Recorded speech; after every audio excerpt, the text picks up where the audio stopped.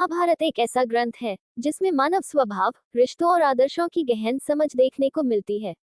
द्रौपदी, पांडवों की पत्नी, एक अद्वितीय और बहुआयामी चरित्र थी। उनका साहस, बुद्धिमत्ता और दृढ़ संकल्प प्रशंसनीय था, लेकिन युधिष्ठिर ने द्रौपदी के व्यक्तित्व में 3 प्रमुख अवगुणों की चर्चा की थी। ये अवगुण उनके गुणों की तरह ही उनके व्यक्तित्व का हिस्सा थे और कई घटनाओं में उनका प्रभाव देखने को मिला। आइए इन 3 अवगुणों को विस्तार से समझें। द्रौपदी का आत्माभिमान उनकी पहचान का एक बड़ा हिस्सा था। वह स्वयं को एक अद्वितीय और श्रेष्ठ स्त्री मानती थी, जो उनके व्यक्तित्व की ताकत भी थी। लेकिन यही आत्माभिमान कई बार उनके लिए और पांडवों के लिए समस्याओं का कारण बना। उदाहरण के लिए, द्रौपदी ने दुर्योधन का उपहास करते हुए सभा में कहा था, अंधे का पुत्र अंधा ही होता है।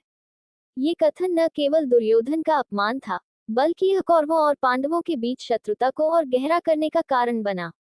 युधिष्ठिर ने इसे द्रौपदी के स्वभाव का एक अवगुण बताया, क्योंकि उनके आत्माभिमान ने कभी कभी उन्हें विनम्रता और धैर्य से वंचित कर दिया।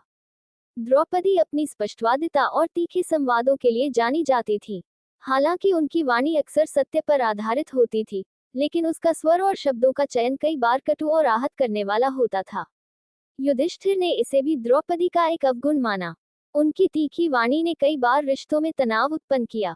जब कर्ण ने उन्हें भरी सभा में अपमानित करने की कोशिश की, तो वह उनकी कठोर वाणी का प्रतिशोध था।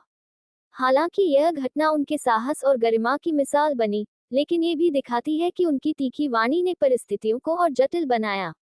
द्रौपदी का प्रतिशोध की भावना से भरा हुआ स्वभाव उनके व्यक्तित्व का तीसरा प्रमुख अवगुण था। जब उन्हें भरी सभा में अपमानित किया गया, तो उन्होंने प्रतिशोध की कसम खाई।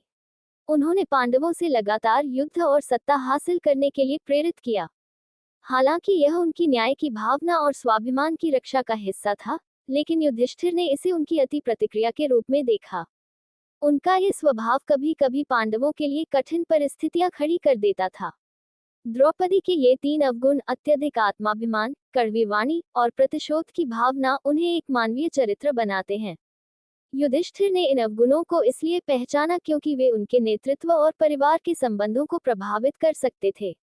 हालांकि ये अवगुण उनकी कमजोरियां थीं, लेकिन इन्हीं के साथ उन्होंने महाभारत के युद्ध में महत्वपूर्ण भूमिका निभाई।